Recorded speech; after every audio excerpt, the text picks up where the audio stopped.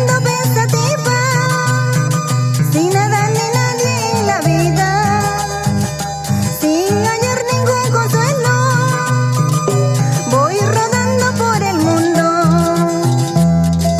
Vamos, Raúl. Oh Señor, a ti levanto mis ojos suplicantes.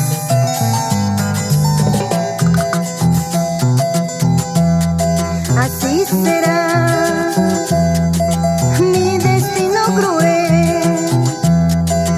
De ayer a hoy todo cambió para mí. Los amigos que ayer tuve hoy se alejaron de mi lado. Todos comentan y critican como si amar fuera un delito.